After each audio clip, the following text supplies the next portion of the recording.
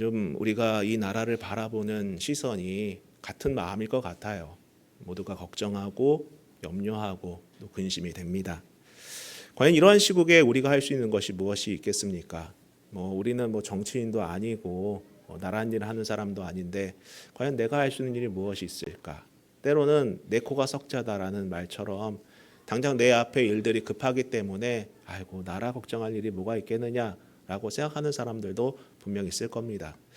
제가 계속해서 지난주에 이어서 느헤미야를 묵상하고자 하는 것은 여러분 이러한 시국에 우리 믿음의 사람이 어떠한 선택을 하고 또 어떤 방향으로 나아가야 될지를 좀 우리가 한번 말씀을 통해서 묵상하고자 해서 급격하게 방향을 선회해서 계속해서 느헤미야를 묵상해 가고 있는 것입니다. 과연 우리가 할 수 있는 것이 무엇일까요? 과연 우리가 이 나라를 위해서 해나갈 수 있는 것이 무엇일까? 오늘 우리가 이 느헤미야를 보면서 한번 생각해 볼 수 있는 시간이기를 원합니다.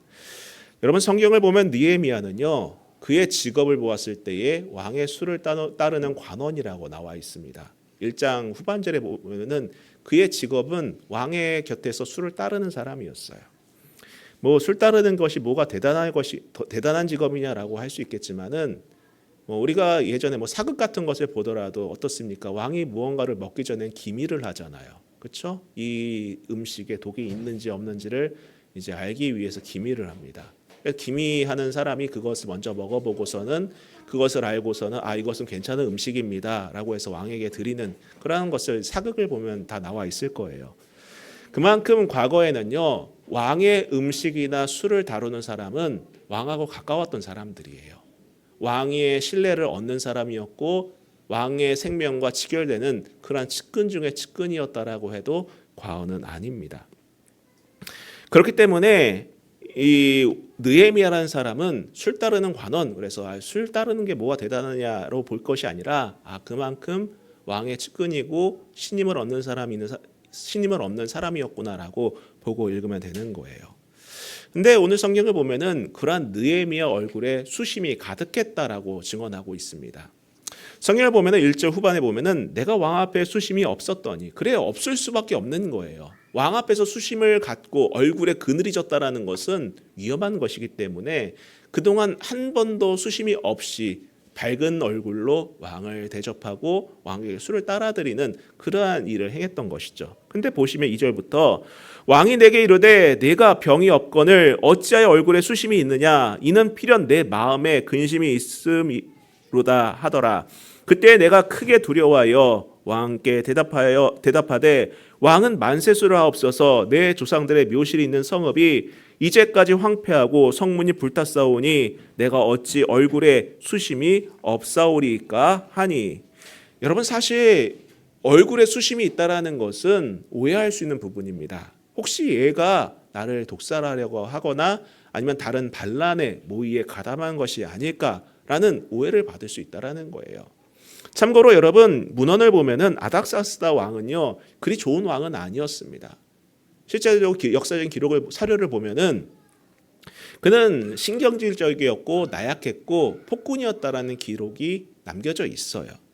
그런 왕을 상대로 얼굴에 그들이 졌다 이것은 사실 충분히 역모했다라는 의심을 얻고 처형을 당할 수도 있는 상황이었던 것입니다. 그런 왕을 상대로 느헤미야는 자신의 생명을 담보로 목숨을 건 모험을 한다라는 거예요. 그 이유는 개인적인 문제나 탐욕이 아니었습니다.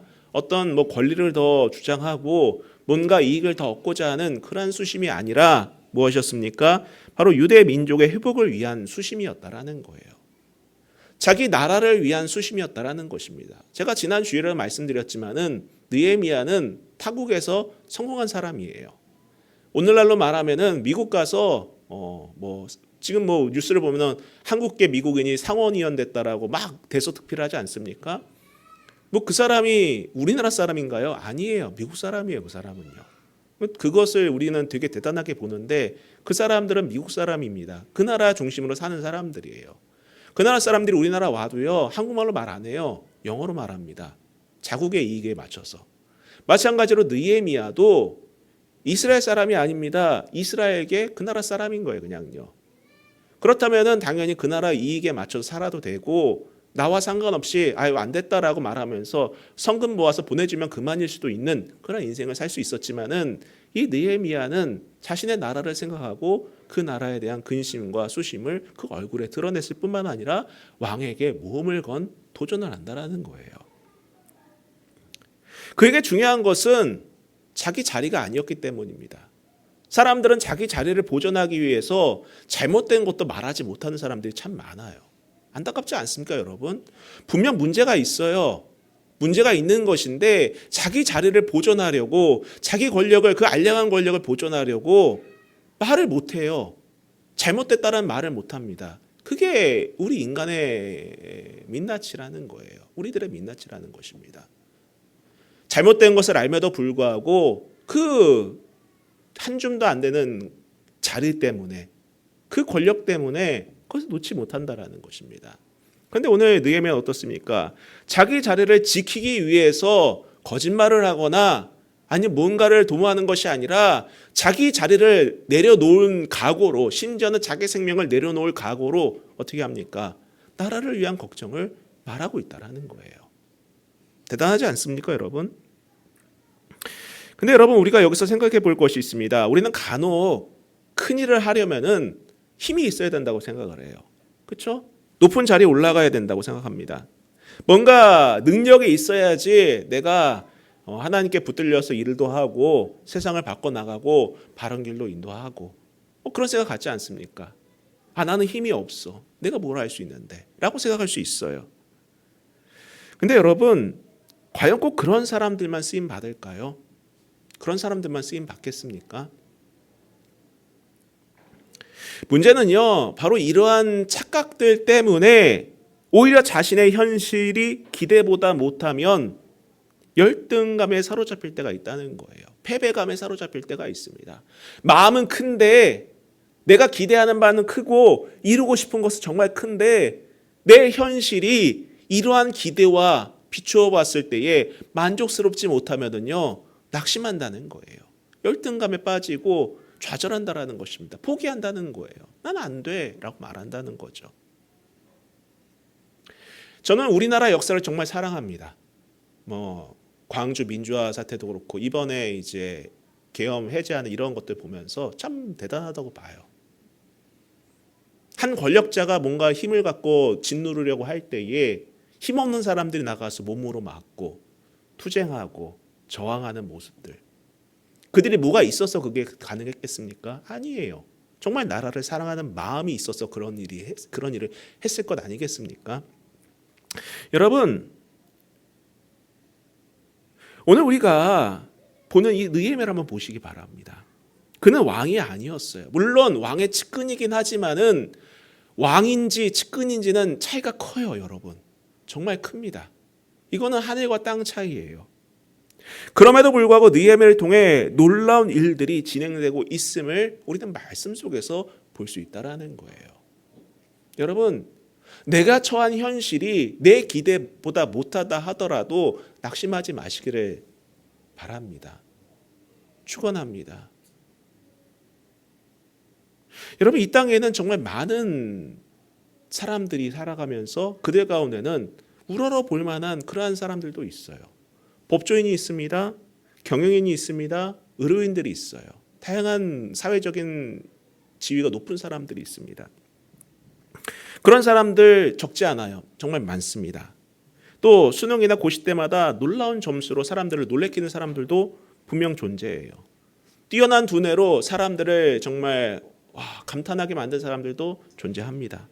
그런데 문제는 나라는 변하지 않는다는 거예요. 지금 정치인들, 국회에 나가 있는 사람들, 모자란 사람들이 있는 것이 아니에요. 그렇지 않습니까, 여러분? 못 배운 사람들이 있는 것이 아니에요. 근데 왜 나라는 변하지 않는 것일까요? 왜 그렇겠습니까? 그것은 돈과 명예와 권력을 위해 자신을 거는 사람들은 많지만 진정한 가치를 위해 자기 자신을 거는 사람들은 적기 때문에 그런 거예요. 그게 문제라는 것입니다. 세상을 보세요, 여러분. 힘 있는 사람이 불법을 행하잖아요. 법을 아는 사람이 법을 어깁니다. 그게 이 세상의 모습이라는 거예요. 왜 그렇습니까? 탐욕에 잠식되기 때문이라는 거예요. 자신의 욕망을 위해 살아가고 있기 때문 아니겠습니까? 이제 믿음 안에 있는 사람이 마지막 보루라고 해도 과언이 아닐 것 같아요.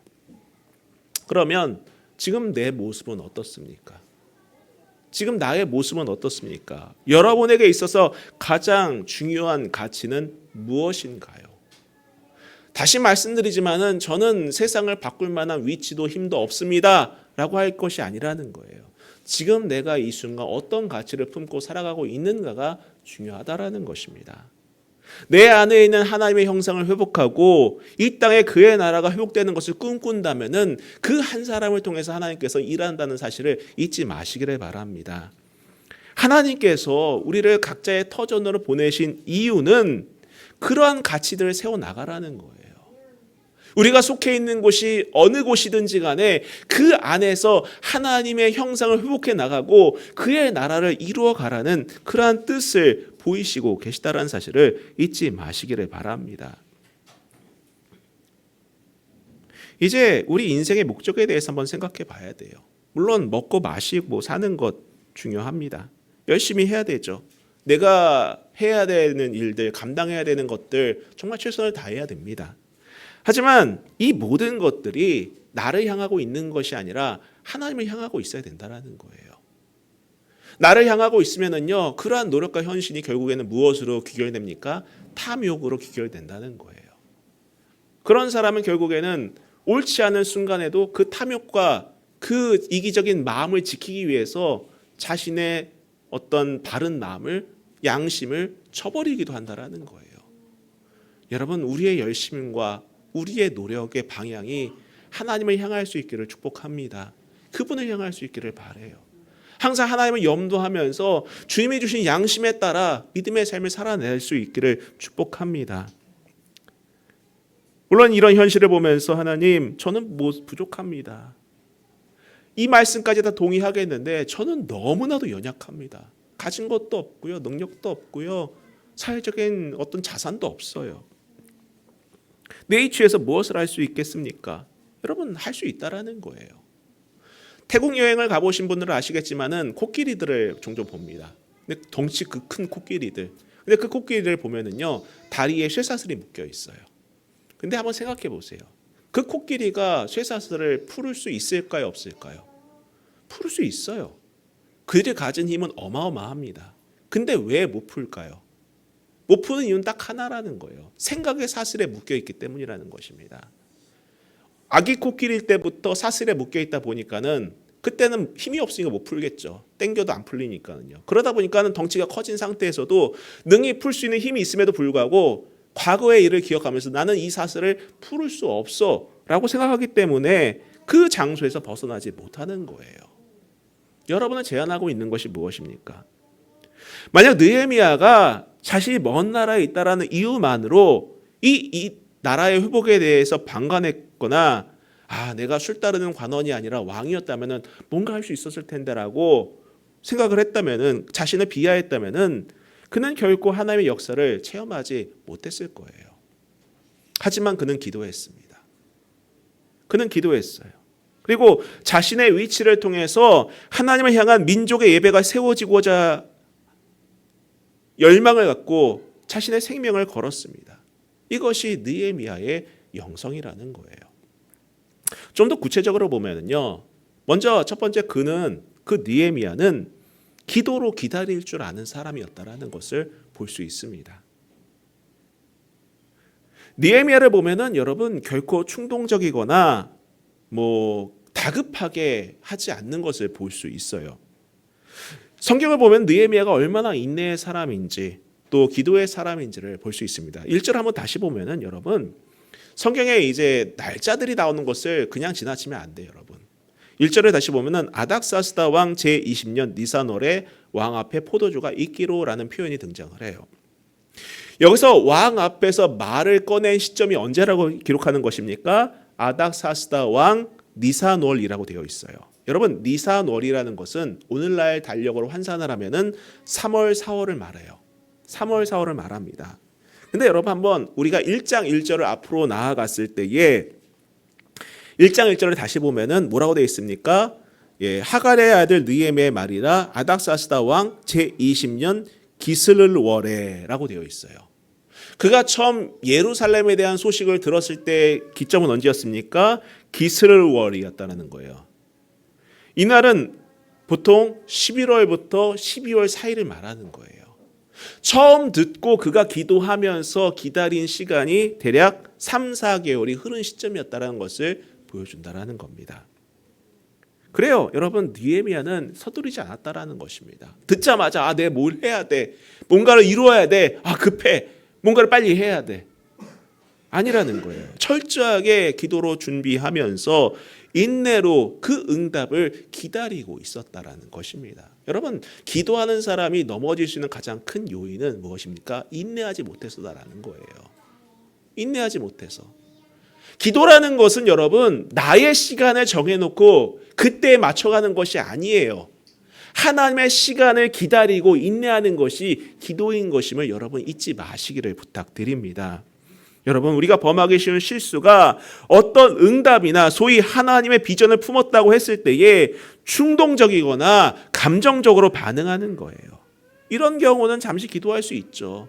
하나님 정말 필요합니다. 응답해 주세요. 기도할 수 있습니다. 그러나 자신의 삶에 아무런 변화가 일어나지 않을 때에 쉽게 좌절할 수도 있다는 거예요. 여러분, 빠른 응답과 빠른 변화를 기대하는 것처럼 위험한 것이 없어요. 우리가 최근에 말라기서를 묵상하지 않았습니까? 말라기서를 보았을 때 이스라엘 백성들의 가장 큰 패착이 무엇이었습니까? 그들은 급했다라는 거예요.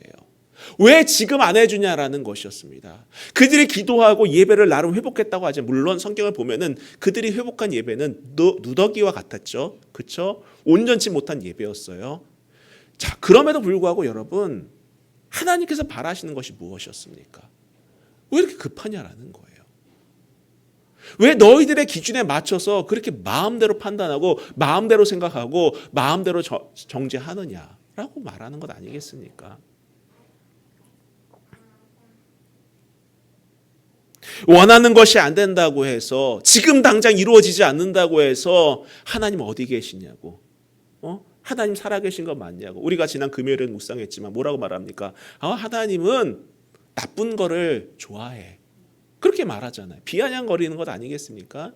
하나님은 저렇게 교만한 사람들을 더 사랑하는 것 같아. 이렇게 말하는 그런 이스라엘 백성들. 여러분, 그런 백성들 우리가 닮아가면 안 되잖아요. 그렇지 않습니까, 여러분? 사실 아무런 준비와 과정 없이 원하는 대로 되는 것은 축복이 아니에요. 저주입니다, 여러분. 저주라는 거예요. 자녀를 교육하는 부모들도 아실 것 아니겠습니까? 해달라는 거 다 해줬을 때 그 자녀가 잘 자란다고 생각하는 부모가 어디 있겠습니까? 없다라는 거예요.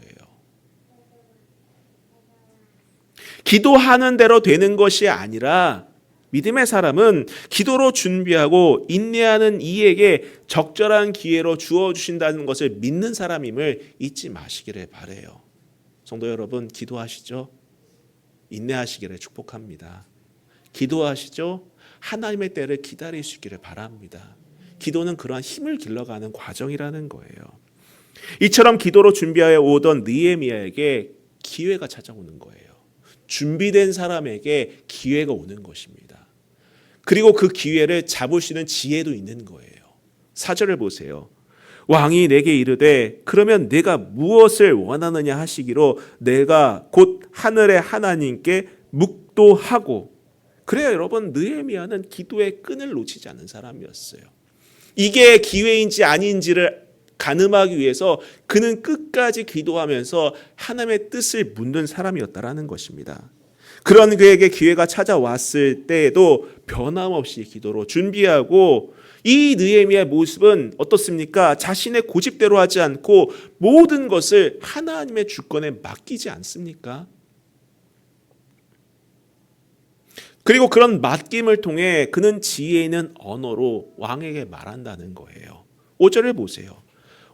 왕에게 아뢰되 왕이 만일 좋게 여기시고 종이 왕의 목전에서 은혜를 얻었사오면 나를 유다 땅 나의 조상들의 묘실에 있는 성읍에 보내어 그 성을 건축하게 하옵소서. 여러분, 여기서 느헤미야는 바로 예루살렘이란 말을 쓰지 않아요. 예루살렘이 무너졌습니다. 돌아가서 회복해야 됩니다. 라고 말하지 않습니다. 당시 페르시아 사람들은 선조의 무덤에 대한 경외심을 갖고 있다고 해요. 이것을 잘 알고 있었던 느헤미야는 기도하면서 뭐라고 말합니까? 나의 조상들의 묘실이 있는 성읍이다라고 돌려서 말한다는 것을 보여주고 있어요. 그래 여러분, 기도하는 사람은 이러한 지혜가 주어지는 거예요.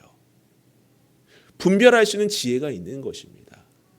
여러분, 급하면은요 여러분, 분별력이 사라집니다. 분별력이 사라져요. 그뿐만이 아닙니다. 구체적이고 세부적인 사항까지 다 심할에 조소와 각종 재료들을 요청하는 모습을 보여주고 있어요. 7절부터 보세요. 내가 또 왕에게 아뢰되 왕이 만일 좋게 여기시거든 강 서쪽 총독들에게 내리시는 조서를 내게 주사 그들이 나를 용납하여 유다에 들어가기까지 통과하게 하시고 또 왕의 살림 감독 아삽에게 조서를 내리사 그가 성전에 속한 영문의 문과 성곽과 내가 들어갈 집을 위하여 들보로 쓸 제목을 내게 주게 하옵소서 하며 내 하나님의 선한 손이 나를 도우심으로 왕이 허락하고. 여러분, 여기서 우리가 중점적으로 볼 게 무엇입니까? 하나님의 선한 손이 나를 도우시고. 여러분, 근데 그가 얘기하는 것을 보면은요 그냥 즉흥적으로 나온 것이 아니에요. 상당히 구체적으로 말하지 않습니까? 누가 누구를 통해서 무엇을 하게 하시고. 이것은 무슨 말이에요? 준비되었기 때문에 가능한 일이었다라는 거예요. 망연자실하게 언젠간 되겠지, 이렇게 시간 보내다 보면 언젠간 되겠지, 이게 기도로 인내하는 게 아니에요. 여러분, 준비하는 겁니다. 하나님께서 때가 되었을 때 나를 부르시면은 내가 이러이러하게 할 것이다 라고 준비를 하고 있었다라는 거예요.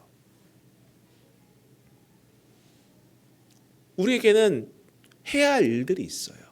준비해야 할 일들이 있습니다. 학생은 학생대로, 사회인은 사회인대로 준비해야 할 것들이 있어요. 그냥 넉놓고 그냥 그래 언젠가는 될 거야, 이게 아니라 준비하고 있었다라는 거예요. 그러자 기회가 주어졌을 때에 다다다닥 다 내어놓고 하나님 손에 맡겼다라는 거예요. 그래요 여러분, 느헤미야는 어떻습니까?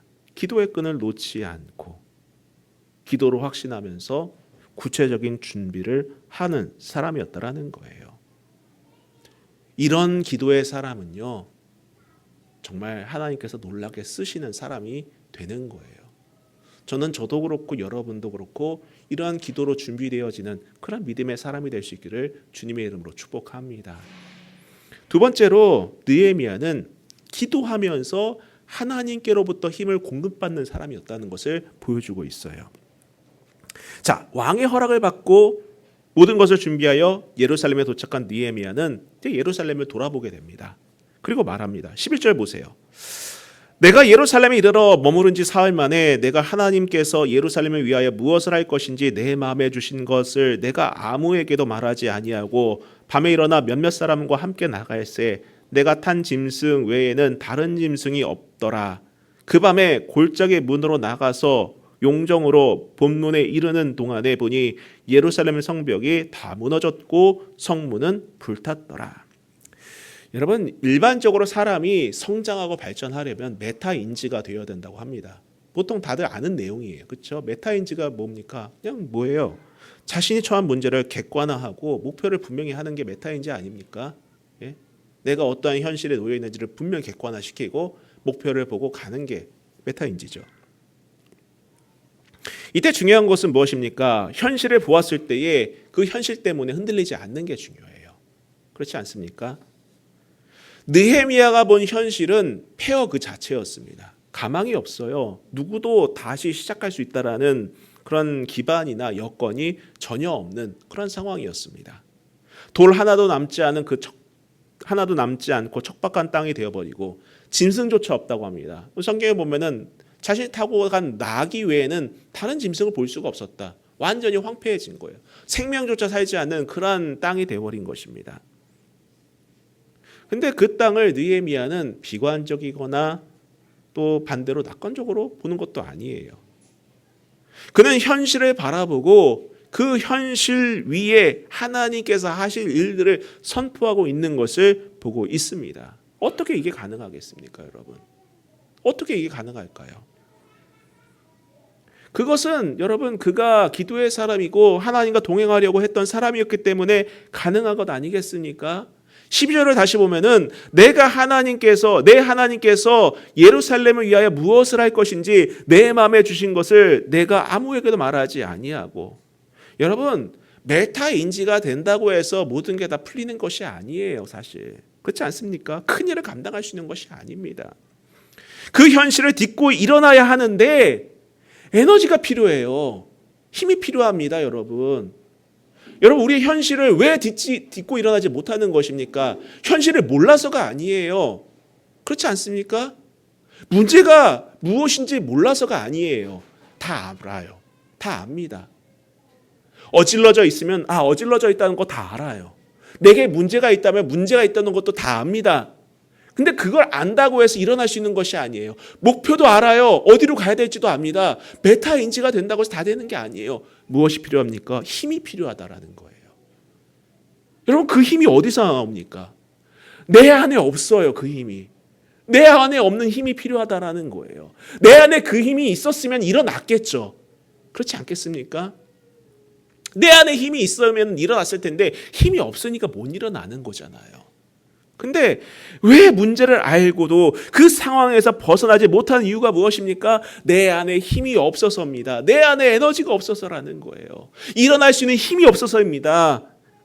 내 안에 없는 힘. 그럼 이 힘이 어디서부터 공급돼야 됩니까? 밖에서부터 공급돼야 되는 거예요. 밖에서부터 와야 되는 그 힘이 필요하다는 거예요. 그 힘이 누구로부터 나오는 것입니까? 바로 하나님께로부터 나오는 거예요. 주님께로부터 나오는 그 힘이 필요하다는 겁니다. 여러분 오늘 우리가 기도해야 되는 방향이 무엇입니까? 주님 힘 주세요. 힘 주세요. 내 안에 없는 힘을 주세요. 기도할 수 있기를 바랍니다. 내 안에 없는 힘, 다시 일어날 수 있는 힘, 다시 재기할 수 있는 힘, 목적을 바라보고 한 걸음 한 걸음 내디딜 수 있는 그 힘을 달라고 기도해야 한다라는 거예요. 여러분 단순히 기도를 하면서 하나님 목표를 주세요가 아닙니다. 목표까지 갈 수 있는 힘을 달라고 기도해야 된다라는 거예요. 주님과 동행할 수 있는 힘을 달라고 기도해야 된다라는 것입니다. 여러분 그래서 기도하는 거예요. 그래서 하나님과 동행하려고 하는 것입니다. 하나님과 동행할 때에 우리 안에는 하나님의 선한 힘이 임재하고 그 힘이 흘러넘쳐 다른 사람들에게까지 선한 영향을 주는 것이에요. 그래서 선한 영향력이라고 말하는 것입니다. 요즘 사회에도 선한 영향력이라는 표현이 등장하죠. 교회에서 나온 거예요. 다. 하나님께로부터 오는 선한 힘, 그 힘이 내 안에서 흘러넘쳐서 많은 사람들에게 전파되는 그 선한 영향력, 이것이 우리에게 필요하다는 것입니다. 그러한 선한 힘이 저와 여러분에게 넘치기를 축복합니다. 자, 이제 느헤미야가 이들에게 뭐라고 말합니까? 17절 보세요. 후에 그들에게 이르기를 우리가 당한 곤경은 너희도 보고 있는 바라. 예루살렘이 황폐하고 성문이 불탔으니 자 예루살렘 성을 건축하여 다시 수치를 당하지 말자 하고, 또 그들에게 하나님의 선한 손이 나를 도우신 일과 왕이 내게 이른 말씀을 전하였더니 그들의 말이 일어나 건축하자 하고 모두 힘을 내어 이 선한 일을 하려 하매. 여러분 느헤미야의 말을 듣고 있는 사람들은요 무너진 사람들이었어요. 이미 그 마음이 무너져 있는 사람들이었습니다. 아무것도 할 수 없는 사람들이었고요. 무너지고 황폐한 것을 보면서 그 어떤 힘조차 낼 수 없는 사람들이었어요. 그들이 할 수 있었으면 이미 했었겠죠. 그렇지 않겠습니까, 여러분? 그들이 뭔가를 할 수 있었다면 이미 예전에 했었을 거예요. 아니에요. 그들은 할 수 없었어요. 힘이 다 빠져버렸습니다. 좌절했고 소망이 없고 희망이 없고 일어날 힘이 없는 사람들이었어요. 그러나 이 기도하는 이 한 사람, 이 선한 힘이 넘쳐흐른 이 한 사람으로 인해서 많은 사람들에게 영향이 가기 시작하는 거예요. 그리고 이들의 입을 통해서 나오는 것이 무엇입니까? 힘을 내요. 이 선한 일을 하자. 힘을 내요. 이 선한 일을 하자. 저는 여러분 한 사람 한 사람이 이러한 느헤미야와 같이 선한 통로로 쓰임 받기를 축복합니다. 여러분 개개인이 일어나고 여러분의 가정이 일어나며 여러분 일하는 일터가 일어나며 여러분의 학교가 일어나는 그러한 놀라운 역사를 체험할 수 있기를 축복합니다. 여러분, 낙심하는 말, 안 된다는 말, 불평하는 말이 아니라 그 선한 에너지를 여러분 안에 충만하게 채우고 또 그 선한 에너지를 사람들에게 불어넣고 그로 인해서 정말 놀라운 기적을 체험하는 저와 여러분이 될 수 있기를, 그런 축복의 통로가 되어질 수 있기를 축복합니다. 세 번째로 여러분, 이 느헤미야는요, 기도하면서 다른 사람들의 평가를 두려워하지 않았다라는 거예요. 자, 성경 마지막 부분을 보면 도비야와 게셈이 느헤미야를 비난합니다. 여러분, 항상 우리가 생각해야 될 것은 우리가 선한 일을 할 때에 내 앞에 늘 긍정적인 평가만 있다라고 생각하지 마세요. 늘 긍정적일 수가 없습니다. 항상 긍정적이지가 않아요. 반대한 사람도 있고요, 어려운 일을 경험할 때도 있다라는 거예요. 한번 보세요. 19절부터 보시면은 호론 사람 산발랏과 종이었던 암몬 사람 도비야와 아라비아 사람 게셈이 이 말을 듣고 우리를 업신여기고 우리를 비웃어 이르되 너희가 하는 일이 무엇이냐, 너희가 왕을 배반하고자 하느냐 하기로 내가 그들에게 대답하여 이르되 하늘의 하나님이 우리를 형통하게 하시리니 그의 종들인 우리가 일어나 건축하려니와 오직 너희에게는 예루살렘에서 아무 기업이 없고 권리도 없고 기억되는 바도 없다 하였느니라.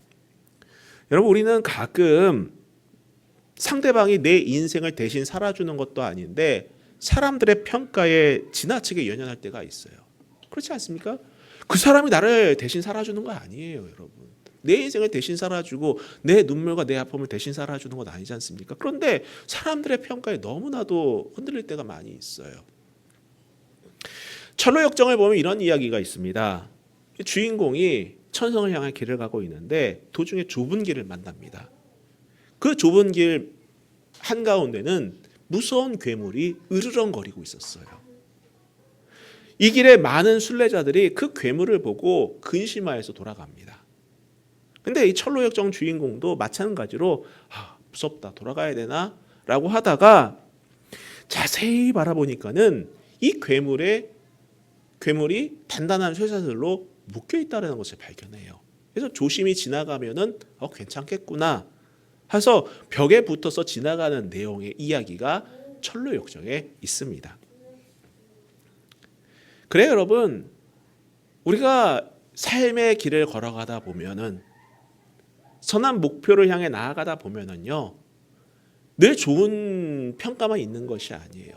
늘 좋은 이야기만 듣는 것도 아니고 늘 좋은 환경만 있는 것도 아닙니다. 물론 사람들의 평가를 무시할 수는 없겠죠. 하지만 다른 사람들의 말이나 평가에 끌려다니면 내 인생을 사는 것이 아니라 다른 사람의 인생을 사는 것 아니겠습니까?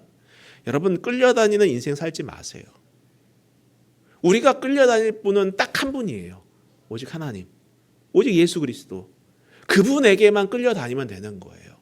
다른 사람들에게 끌려다닐 필요가 전혀 없습니다. 기도하면서 하나님께 붙들려 있는 사람은요, 결코 흔들리지 않습니다. 여러분, 세상에는 우리를 흔드는 것이 사람뿐입니까? 아니에요. 환경도 있습니다. 여건도 있습니다. 다양한 것들이 있어요. 그러나 우리가 하나님께 붙들려 있으면 흔들리지 않는다는 거예요. 그 옛날에 다리가 없는 그러한 강을 지날 때 사람들이 어떻게 건넜는지 아십니까? 큰 돌을 들고 건넜다고 해요. 물살에 휩쓸리지 않기 위해서 큰 돌을 가슴에 들고 그 돌을 갖고서는 그 강을 건넜다고 합니다. 그 돌을 들고 가면은요, 물살에 휩쓸리지 않았다고 해요. 그리고 오늘날에도 오지 같은 데 가보면은 사람들이 강을 건널 때에 돌을 들고 건넌다고 해요. 여러분, 우리가 돌을 들고 강을 건넌다는 것은 어떤 것으로 우리가 생각해 볼 수 있습니까? 기도하며 건너면 된다는 거예요. 크신 하나님을 붙들고 나아가면은요, 여러분, 흔들리지 않는 것입니다. 정리하겠습니다, 여러분. 우리가 이 땅의 삶을 살아가면서 이 나라에서 벌어지는 일들, 나와는 상관없거나 혹은 보고 싶지 않거나 나는 아무것도 할 수 없어라고 무력해하거나 다양하게 볼 수 있겠죠. 그러나 여러분, 나 한 사람을 통해서 나라가 바뀌어 나갈 수 있습니다. 어떨 때에? 기도하는 나 한 사람이 되었을 때에. 기도하는 나 한 사람이 되었을 때에 분명 나를 비롯하여서 내가 속한 공동체와 이 나라가 바뀌어 나갈 수 있음을 믿으시기를 바랍니다. 하나님께서는 이 땅을 회복시키시기 위해서 여러분 한 사람 한 사람을 여러 가지 터전으로 보내주셨어요. 그 안에서 그곳에서 느헤미야처럼 기도로 준비하시고 인내하시고 선한 통로로 쓰임받을 수 있기를 주님의 이름으로 다시 한번 축복합니다. 무엇보다도 기도하면서 흔들리지 마세요. 기도하면서 인내하시면서 흔들리지 마시기를 바랍니다. 그래서 이 땅을 변화시키는 밑거름이 되시고 하나님께 잘했다 칭찬받는 저와 여러분, 회복을 바라볼 수 있는 저와 여러분이 될 수 있기를 다시 한번 주님의 이름으로 축복합니다. 우리 같이 찬양하고 기도할 텐데요.